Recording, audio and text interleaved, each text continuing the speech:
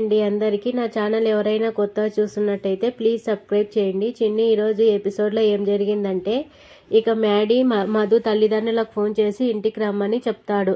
మధుకి నాకు ఈరోజు ఒక కొత్త మలుపు, నాకు మధుకి మర్చిపోలేని రోజు అవుతుంది. ప్రేమికుల రోజుని మా ఇంట్లో జరుపుకుంటున్నాం, ఈ వేడుకకు మీరు రావాలి అని అంటాడు.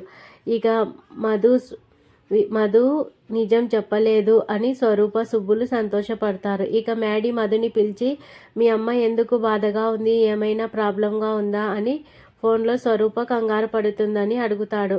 ఆవిడ కంగారు చూసి నా దగ్గర ఏదో దాస్తున్నట్లు ఉందని అంటాడు.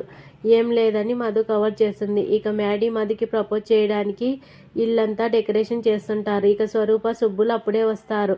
దేవా నాగవల్లితో పాటు మిగతా వాళ్ళు వచ్చి విష్ చేస్తారు. ఇక మధు మ్యాడీలు సంతోషంగా కిందికి దిగి వస్తారు. అందరూ మాట్లాడుకుంటారు.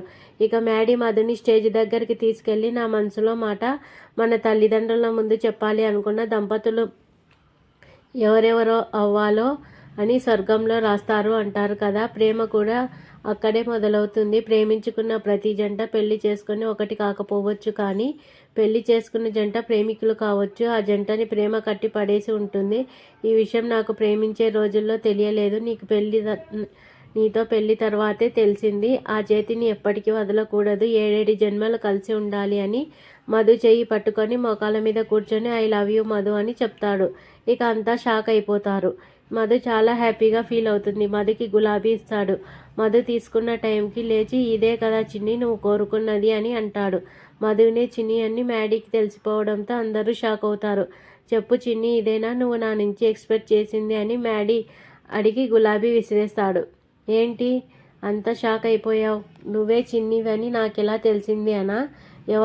ఎవరినైనా కొంతకాలమే మోసం చేయగలరు, కానీ ఎక్కువ కాలం చేయలేరు. మధుగా నన్ను మోసం చేశావు, మధుగా ఇంటి కోడలివయ్యి ఇంటిల్లిపాది మోసం చేశావు. ఈ రోజుతో నీ మోసం బయటపడింది, నువ్వే చిన్ని అన్న నిజం బయటపడింది అని మ్యాడీ అంటాడు. మధు ఏడుస్తుంది.